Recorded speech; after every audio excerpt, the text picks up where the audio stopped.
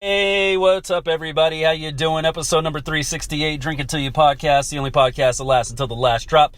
How the hell is your Sunday going? How the hell was your week? Hope everybody's okay. I hope you're safe out there. It is the big day today, the last game of the football season, the Super Bowl. I'm equally excited about the Super Bowl and the Puppy Bowl. If you've never watched the Puppy Bowl, it's on Animal Planet. And they play it the entire time they're playing the Super Bowl, which, you know, it gets probably equal views from me. You know, seeing as how my Cowboys are not in the Super Bowl and how they're probably not going to be in the Super Bowl for many years to come, sadly. I'm just not that interested in the Super Bowl anymore. If I have to give a prediction, I'm not rooting for you. Let's get that clear. I'm not rooting for the Eagles. But I do think they're going to win this game, which is bittersweet. I mean, no matter what happens for me as a Cowboys fan, it's bittersweet.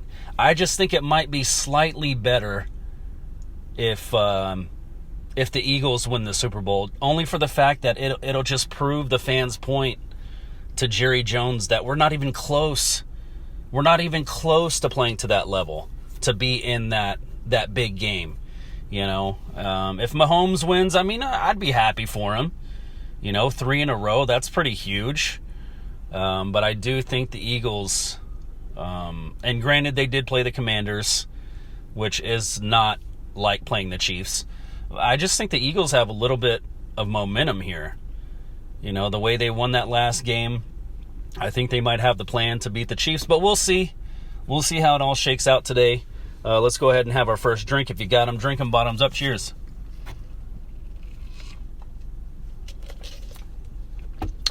All right, we're going to go ahead and talk about a couple of... I found this. I thought this was pretty funny. It was a playoff bracket.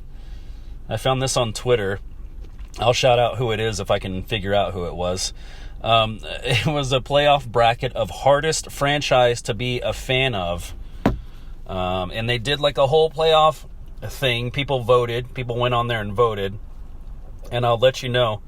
We're going to call this side the West. And this is a mix of every sport. This isn't just football.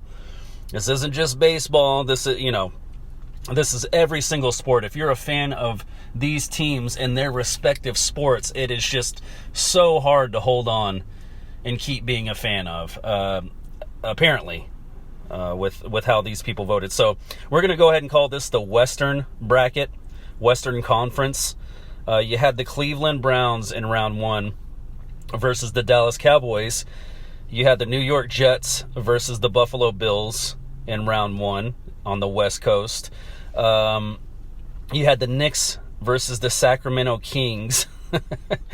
I don't know why that made me laugh. I don't even think about Sacramento. Like, they don't even cross my mind as being an NBA team. I mean, I guess that's probably why they're on this list. And the other one, I don't know who this is, actually. Who is this? Is this WNBA? I actually don't know who. It's one, oh, is it the Charlotte Hornets? Versus I guess this is the Wizards? Washington Wizards?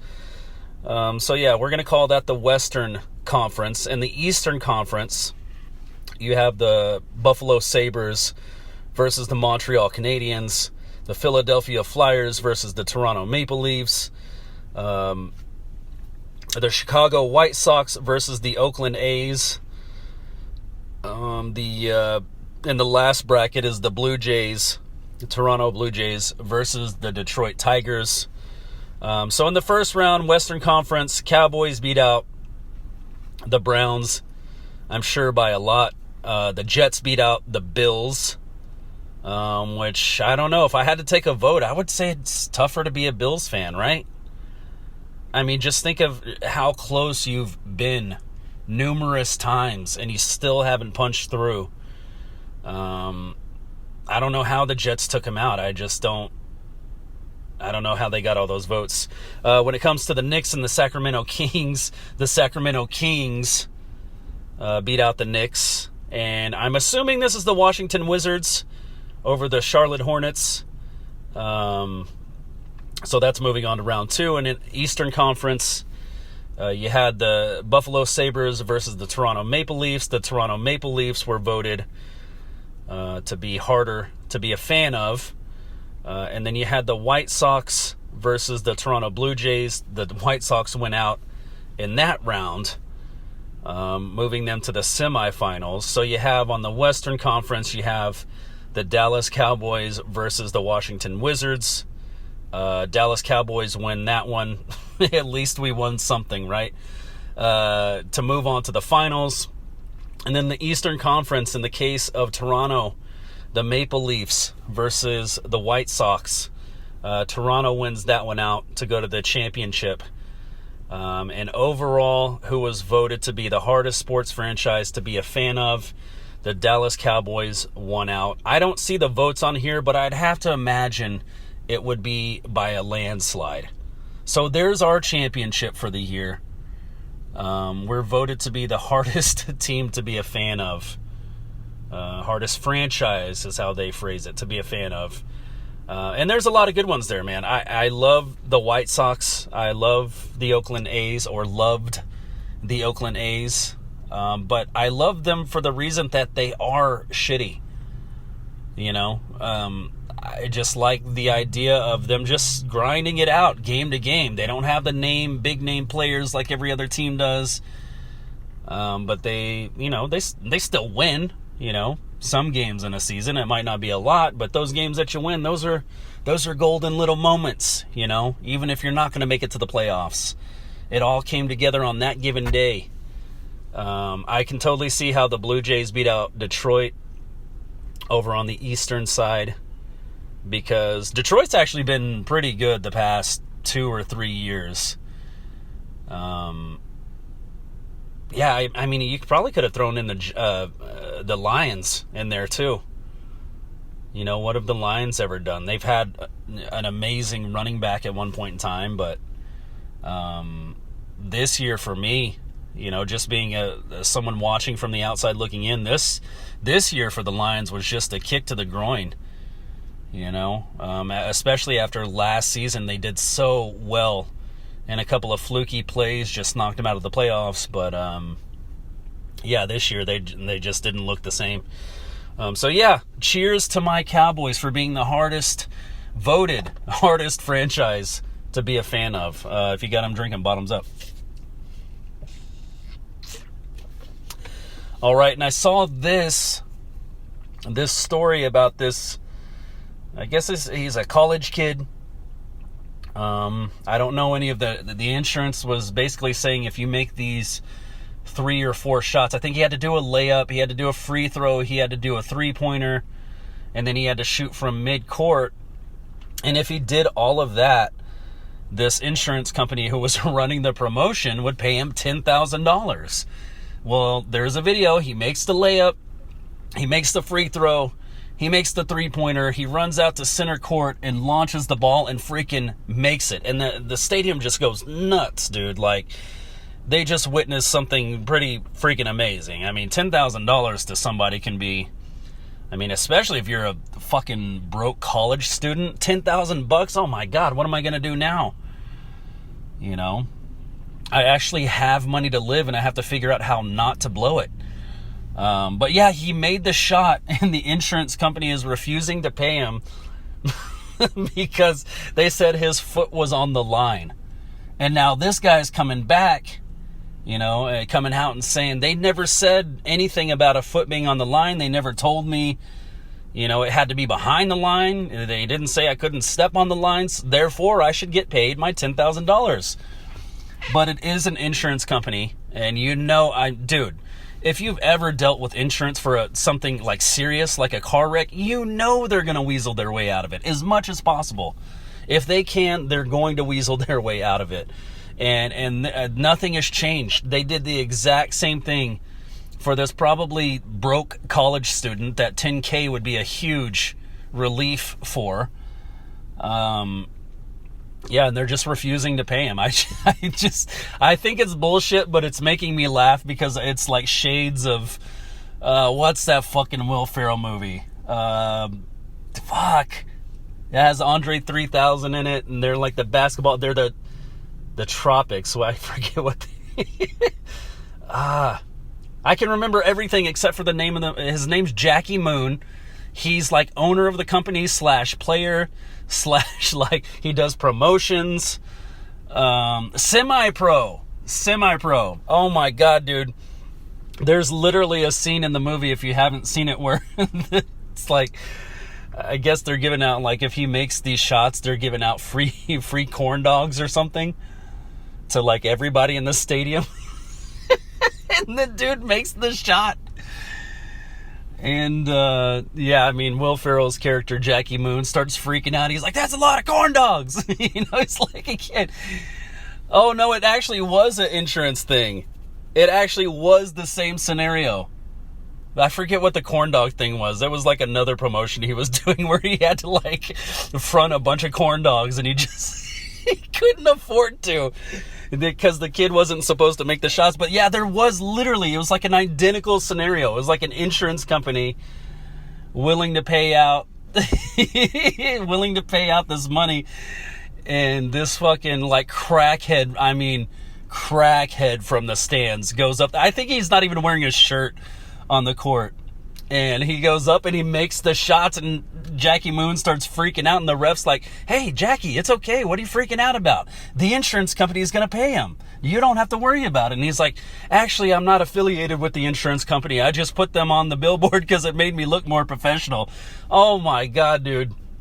Almost identical scenario. And I just feel bad. They're not going to pay the kid. They're not going to pay him. I mean, regardless, I don't know if he could get like a lawyer involved, possibly. I mean, what would they do in the courtroom? Like, honestly, like, would they review the footage like you would on ESPN, like playbacks, replays, and like zoomed in to see where his foot actually landed? Dude, the kid made a half-court shot. If his little toe was on the line, fuck off. Give him the money. I wish I could remember the name of the insurance company, because that's just shady as fuck. And it's not a big one. It's not one of the bigger ones you always see commercials for. It's a smaller one.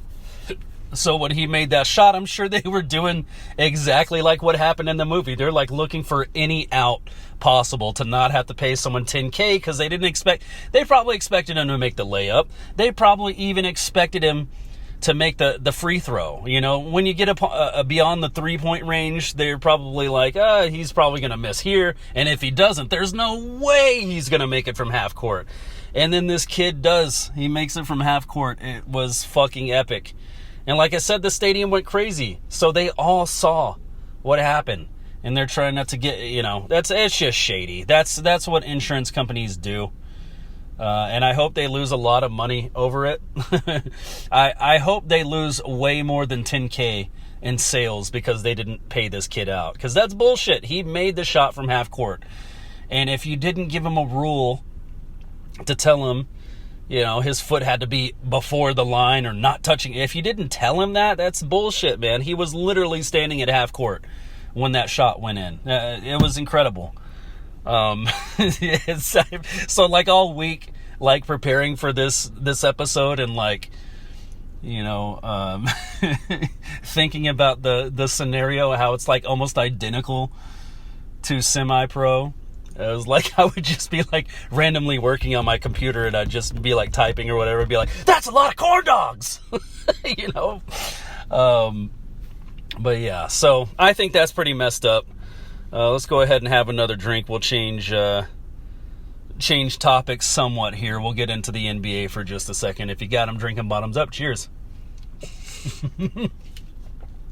That's a lot of corn dogs. Man, I love that fucking scene. That's so funny. Moving on to the NBA. There is now a Luka Doncic GoFundMe to get management out of Dallas for trading Luka Doncic, and they've actually they're basically raising money to put up billboards around DFW to have management like run out of town for what they did, and they've actually raised $16,000, and this was like I don't know, 5 days ago when I looked at it. They raised $16,000 to put like the fans of the Mavericks in DFW giving up their hard-earned money. That's how like offended we are, you know. There was a fan who went to the Dallas City Council and he gave a speech about Luka Doncic. He was basically, what was he saying? He was like, I'm sick of our Dallas sports franchises being mismanaged. And apparently this guy who was standing up there saying this kind of stuff, he's like well known. Like he's somewhat of an activist. You know, he'll go up there and speak on things that are like actually like affecting, you know, like Dallas County or whatever. So he's like, and many of you know me well, but today I'm not here to talk about the school system and all this and that. He's like, I'm here to talk about the Dallas Mavericks. I am tired of our Dallas teams being. It was fucking awesome. You know, it's just crazy to see how big this thing has gotten. They traded like our future. You know what I mean? Like that, like what was the point of bringing in Kyrie? Like, honestly, we got him because he was supposed to complement Luka for the future. This team moving forward through the future, you know, it's like we just gave him away. I don't get it. Like, he was supposed to be the next Dirk. Like, even in Luka's whole career, if he only got one single championship, that would have been enough for us. Of course, we want more. If he could have won 3 or 4 championships with whatever team was built around him, yeah, of course we'd be ecstatic. But just to get one, just like we did with Dirk, would have been great. Would have been absolute greatness. He would have a statue built in front of the AAC, probably right next to Dirk, you know, maybe next to Madonna. Who knows? I don't know. But yeah, I mean, people are in an uproar, and I totally get it, man. Like, you traded away our future. It's bullshit, you know? And the players they got, like, I know we beat, since Luka had been gone, we beat the Rockets. Who else did we beat? We beat another good team right before the Rockets. But yeah, and it's like nobody cares. We don't care because Luka's gone. Like, I'm sure the other players we got are good players, whatever, but I really don't care about that. You traded away. I think about the kids, dude. Think about if you're a basketball player growing up in DFW. Luka Doncic is like a fucking idol. And now all of a sudden he's traded. And it's like your main guy that was playing in the city that you're from. Oh, man. That hurts, man. That really, really hurts. Yeah, I mean, I know a few people who are were hardcore Mavericks fans. I mean, season ticket holding Mavericks fans, like buying jerseys, you know, going to the games and buying fucking food. I mean, all this revenue generated from these loyal fans. I've said this before. My friend Rosie on Facebook, I literally sign on to Facebook to see, you know, like how my family's doing. I have my family on my Facebook just to kind of check in, see how everything's going, how everybody's doing. But the other reason I log into Facebook was literally after a Mavericks win to like go and like Rosie's post, because I know she's such a hardcore Mavericks fan. She's like giving up her season tickets. You know what I mean? Like, she's so furious, and understandably so. It's got so bad, and I don't recommend anyone be violent. It's got so bad that management, I think the dude's name is Nico, it's got so bad that he's hired security for when he's like coming back to Dallas from their I guess their last road trip or whatever. He's hired security to protect him from the Dallas fans, which, like I said, I'm not saying anyone should be violent toward this man at all. I don't think that would be a proper response, of course. But that's how furious people are. Like, they even got on the TNT broadcast, and they're basically like advising that Dallas fans, when they come back, to not do anything violent. You know what I mean? It's like, damn, dude, one player brought all this on. Like, you shouldn't have made that move, man. You shouldn't have done it. You really, really shouldn't have done it. I mean, and poor Luka, dude, like sitting there he looks dumbfounded. He looks like this isn't where I planned on being. Obviously it wasn't. Nobody planned on him leaving. He just looks lost. And that's really fucking sad to see, because how many triple doubles did Luka have when he didn't have a team around him? You know what I mean? Like, and you gave that up? If you add some pieces, bro, like, we got something cooking. I don't get it. I'll never get it. But yeah, I mean, people are giving up season tickets. They're not buying merch anymore. I'm not watching any games anymore. And admittedly, I was a casual fan. You know, I wasn't watching every single Mavericks game. I would catch a game here and there. I'm not even going to catch a game here and there anymore. They're getting 0% more of my support because I don't like what they did. And not to say I'm not a fan. It's kind of like the Dallas Cowboys thing. Not to say I'm not a fan of the Dallas Cowboys. I'm just not a fan of management. Therefore, I won't be spending any money on tickets. I won't be spending any money on merch. I won't be watching the games even if they're free at home. I'm not doing it. I'm not going to do it until shit changes. I mean, there is a possibility that Luka could come back years from now, but why would we even do it in the first place? It doesn't make any sense, you know. It's like there was no bigger picture in mind. What was the bigger picture that they had in mind? What did they think was going to happen? They thought this was going to turn out better and they were going to gain more fans? Like, no. I'm not watching any more. I will watch a Oklahoma City Thunder game and I will not watch a Dallas Mavericks game. Like, that's where I'm at with it. I will watch a Chicago Bulls game, even though they're not great, before I watch a Dallas Mavericks game. And the Mavericks are still my number one team, but I'm not supporting, what the hell happened. I'm not going to support it. So anyway, let's go ahead and take another drink. Cheers, everybody. Moving on.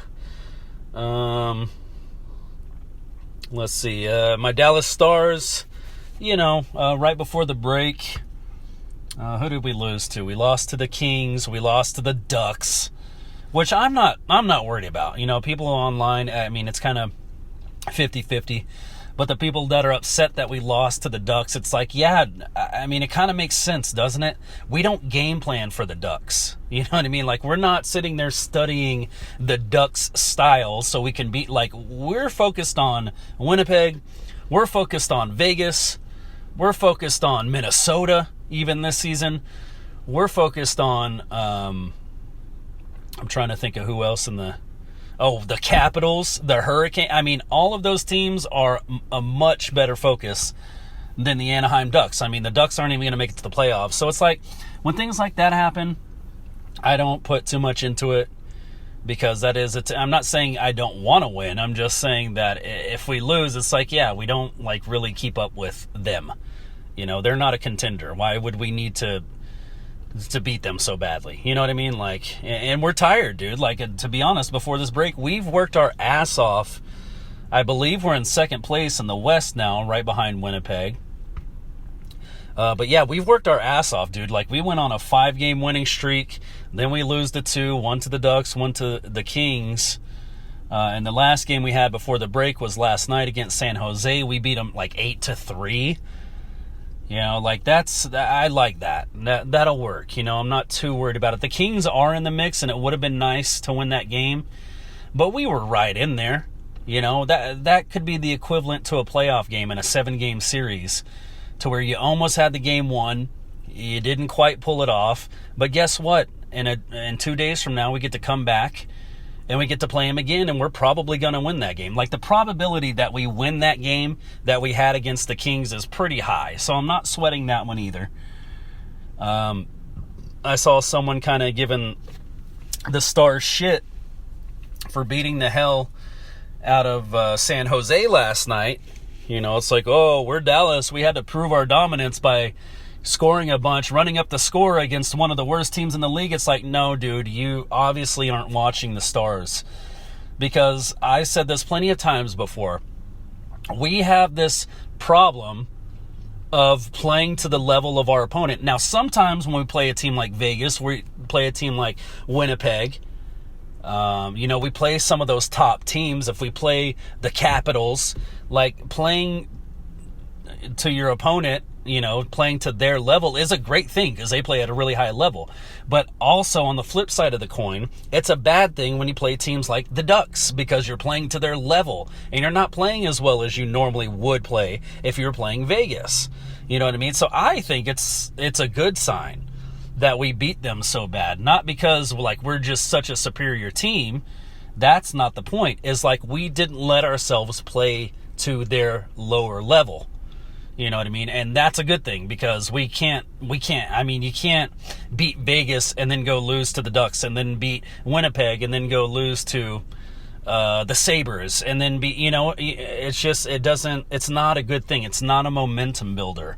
So the fact that we did play our own game, and that just proved to me, I've said this so many times this season, if we play our game, we play the way we know we can play, we're a hard team to beat, man.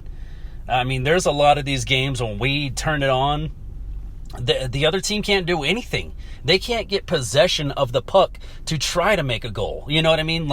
We just have the ice tilted in such a way. We're cutting off passes. We're beating them along the boards. We're winning those puck battles. I mean, if we do those things, man, we are a dominant force. So for one of the first times, it feels like in a long time, we didn't play to one of the last place teams' level. We played to our level, they played to their level, and you see the result, 8-3. I'm happy with that. I like that. I have zero problems with that.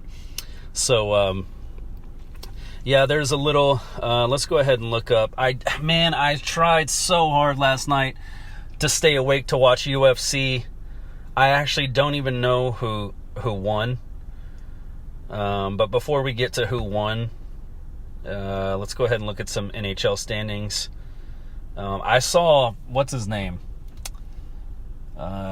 Strickland's face, though. Good Lord, bro. I mean, that adrenaline must be pumping just crazy because, his face was almost split in half, wide open, dude. It was fucking nuts. So let's go ahead and look at the standings real quick, the NHL, then we'll move on to UFC so I can find out who actually won. I watched a lot of the prelims, but I didn't make it to the the main event. Yeah, dude, it's just so weird. It's one or the other. It's last weekend I missed it because it started at 11 and I sit down with my bowl of food and I'm ready to turn on UFC and watch it, and it's oh, okay, it's already over.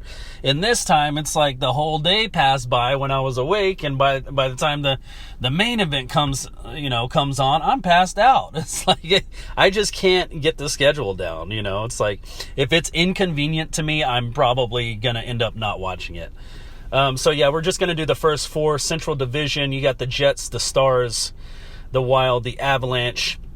Pacific Division, you got the Oilers, Golden Knights. The Oilers kind of out of nowhere though, right? Oilers, Golden Knights, Kings, and Canucks. Moving over to the East, you got the Panthers, the Maple Leafs, the Lightnings, the Senators. The Metropolitan Division, you got the Caps, the Hurricanes, the Devils, and the Blue Jackets. So, yeah, we're going on this little break for the Four Nations tournament. I think it's well-deserved rest for my Stars, and we're going to come out firing. After this little break's over, I'm excited for it. It sucks because I don't have any Dallas Stars hockey to watch for a minute, but it's all going to be good. And like I said, I do think we need the rest. And apparently, with Heiskanen out, with Sagan out, they've cleared up a lot of cap space, and we have room to get one more good player, really good player, or two pretty good players. I would assume. You have to go by how much they're making. It would, be how good they are in the league. So, but we do have some cap space to play with, which is a good thing. Hopefully, it'll help us get over the hump this season if we can make a huge acquisition. I would be down for just one solid player, one more solid player, and I think we're going to be good, man. Would you put it on offense or would you put it on defense, Chris? I honestly, with the way we're scoring already, if you add another pure goal scorer to our offense, someone who's just going to put it in no matter what team he plays for, dude, we're going to fucking, I don't even know. We might wipe the floor with some teams in the playoffs. I don't know. But we'll see how it goes. Moving on to the UFC, we're just doing the main card here because it's pretty much what I missed, which I'm not too happy about because I tried to go back on the playback and see the fights, but I couldn't see them. So yeah, Matthews versus Prado. Matthews wins that one by decision. Crute versus Bellotto. This one ended in a draw. You don't see that one very often. Taffa versus Teixeira. Teixeira was 7-0. Taffa was 7-5. Now Teixeira's 8-0. Teixeira wins that one by KO/TKO. Zhang versus Suarez. Zhang wins that one.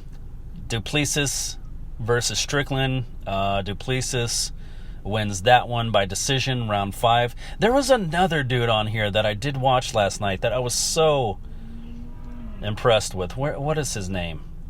Was he in the prelims, early prelims? He did that thing that I'm always talking about. Wait, where was the dude? Oh, yeah. Was it wrong? I thought his name was different than that. There's Kong. Well, now I don't see. Was he on this one, on the main card? I guess it was.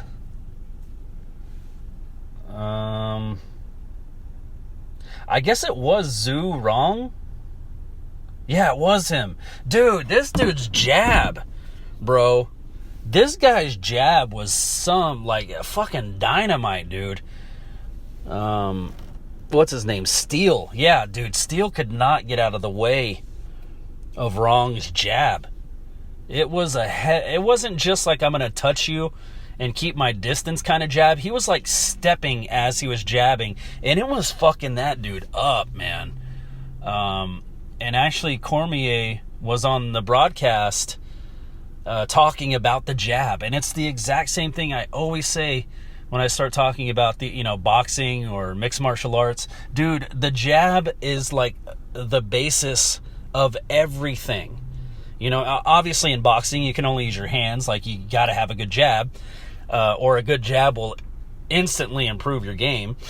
But the fact that you can kick in this sport, and you can knee and you can elbow, but the jab still brings so much dominance to fighting in general. It's just such a huge weapon, and this dude used it. I mean, what's his name? Steele was moving his head. He was trying to get out of the way, but the timing of the jab was just, it was busting him up, dude. And usually when you think about a jab, you think it's, like a lighter punch. Like I said, you're trying to keep distance. You're just touching him with it. You're not going to knock him out with the jab. This dude might have been able to knock his ass out with the jab. The way he was throwing it, it made a world of difference. Like, the fact that he's stepping as he's throwing his jab was pretty huge. And, he danced on his face with that thing just all night. It's just a beautiful thing to see. If you're thinking about getting into boxing or mixed martial arts, I would recommend you start with a solid jab. That's it. Practice your footwork, practice your defense, only throw one punch, and practice that jab. Once you get a proficient jab, you're fucking dangerous. That's, street fight's a street fight. Like, that's the bad thing about being on the street, is your opponent or yourself can pick up things off of the street, making it more of an unfair fight. But if it's a fair one-on-one street fight, I would recommend, first off, a good jab, and second off, a good ground game, because more than likely it's going to go to the ground. But that jab could keep you away from going to the ground. It's impressive, honestly, like, how that's such a dominant technique. And it just seems so simple. It's literally your closest hand to your opponent reaching out and hitting your opponent. Like, it just seems so simple, but you can win a fight that way easily. If you're good at it and your footwork's good. And like I said, if you get taken down or something, hope you have a good ground game. But yeah, if you could simplify learning how to fight, I definitely recommend a jab, and a good ground game. And which actually I'm thinking about. I got to get a heavy bag soon. I'm ready to start back to, I've never had a trainer for boxing, My dad showed me some stuff growing up or whatever, but that's one of the things I just enjoy doing that never really feels like a workout, is I just love to hit a bag. And that's what I'm going to do when I get my heavy bag, is I'm going to work on my footwork and I'm going to work on my jab. Those are the only two things. And when I get really good at those, then I'll start mixing in a good straight. Then I'll start mixing in a good uppercut. Then I'll start mixing in a good kick. You know what I mean? But I need my footwork and I need my jab. And then another goal of mine is just to enroll in Brazilian Jiu-Jitsu. Would be fucking amazing. I would love just to learn, just to learn how to do certain holds and submissions and all that stuff, how to defend myself off of my back. I would love to learn all of that. So hopefully all that's coming soon for me. But yeah, that's the first thing I'm starting on. Very simplistic, very basic. I'm not going to worry about throwing a haymaker uppercut. I'm going to worry about footwork and a jab. And that's a great workout. Like, to be honest, like, that beats running on a treadmill any day of the week.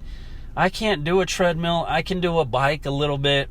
I can't do a Stairmaster. I just get bored. It just feels like I'm wasting my time. But boxing is a full full cardio body workout. That's what it should be called, is bodio. I think I invented the new name for it. It's a bodio workout. It's a full body cardio workout. And it's fun. It's just fun to tap a bag. I'm not going to try to knock the bag off the chain or anything. I'm literally just going to work on my footwork and tapping the bag. Just a jab, just a good jab. I want to have, maybe multiple types of jabs. I'd like to do a light, kind of keep myself away from the opponent jab, and I'd like to do what Wrong was doing last night, where you're stepping into the jab and like actually putting force behind it. Yeah, dude, I'm excited for that. I can't run. I can run a mile, I could run 4 miles if I wanted to. That fucking sucks. I'd rather just hit a bag. It's working your muscles. You're getting your cardio in. It's the best of, and you're having fun. That's the best way to work out, is to have fun. So anyways, that's going to do it for me for this week. Thank you guys for listening. Let's go ahead and finish these off. If you got them, drink them, bottoms up. Cheers, everybody.